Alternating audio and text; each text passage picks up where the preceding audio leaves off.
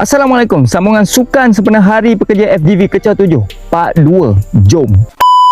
Pada hari kedua ni nampak agak meriah kerana pelbagai jenis aktiviti disajikan bagi mengisi ruang sempena cuti Hari Pekerja.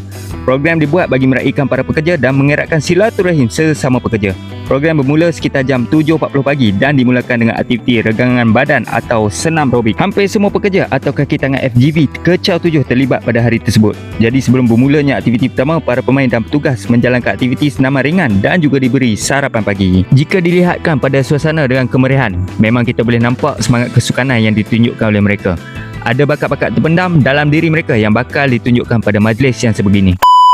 Maka bermulalah acara yang pertama, iaitu sepakan penalti. Ini adalah sambungan dari semalam di mana mereka yang layak ke pusingan kedua akan meneruskan sepakan hingga ke final. Sepakan demi sepakan dilakukan. Game kali ini agak sengit. Semua pemain nampaknya mengejar kemenangan demi menewaskan pasukan lawan masing-masing. Seperti biasa, jika melibatkan pekerja warga asing ni, kita boleh lihat pelbagai kerenah yang mereka tunjukkan. Ada yang marah, ada yang serius dan ada yang lucu. Dari sini kita boleh lihat segala bakat terpendam dikeluarkan bagi meraih kemenangan untuk tim mereka sendiri.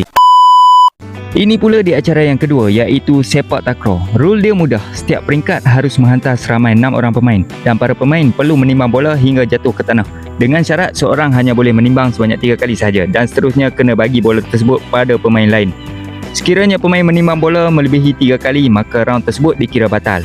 Setiap tim diberikan hanya 3 round dan poin-poin dalam 3 round tersebut akan dijumlahkan bagi menentukan kemenangan mereka.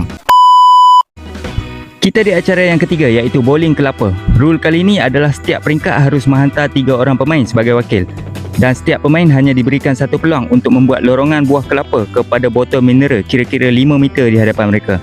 Pemain haruslah menggolekkan buah kelapa tersebut. Jika pemain didapati membuat balingan, tuju, melempar atau melontar buah kelapa tersebut, maka pemain tersebut dikira batal secara automatik. Ini pula di acara keempat, iaitu makin jauh makin sayang. Permainan ni agak menarik. Setiap peringkat harus menghantarkan 2 orang pemain sebagai wakil. Syaratnya mudah. Kedua-dua pemain harus membaling atau melambung telur ayam mentah yang diberikan kepada pasangan masing-masing. Hanya sebiji telur diberi kepada setiap pasangan. Yang dikatakan makin jauh makin sayang tu, sekiranya pasangan berjaya melambung telur ayam tu tanpa memecahkannya, jadi jaraknya dibuka lagi selangkah ke belakang. Jadinya jarak menjadi makin jauh lah. Nampak tu betapa sayangnya mereka terhadap telur-telur tu.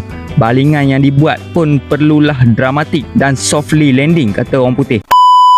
Ini pula acara kelima, iaitu meniup tepung. Syaratnya setiap peringkat menghantarkan 3 pemain sebagai wakil dan setiap pemain harus berlari dan meniup tepung yang terdapat di dalam pinggan kira-kira 10 meter di hadapan mereka bagi mendapatkan gula-gula di dalamnya. Para pemain hanya dibolehkan menggunakan mulut di dalam acara ini. Selain acara-acara ini, juga terdapat pertandingan motor lambat. Game ini abang tak sempat nak rakam kerana abang pun terlibat sama dalam game ni. Selain tu, kita juga ada cabutan bertuah dan untuk pengetahuan anda, hadiah utama adalah sebuah mesin basuh semi automatik berkapasiti 7 kg. Menarik kan? Jadi semua terpaksa berputih mata kerana hadiah utama dimenangi oleh pekerja warga asing. Jadi tahniah diucapkan kepada para pemenang yang begitu komited untuk memenangi setiap pertandingan. Tahniah juga diucapkan kepada pihak pengurusan kerana berjaya menjalankan majlis ini dengan teratur tanpa sebarang masalah. Kita jumpa lagi di program yang akan datang. Sekian, terima kasih.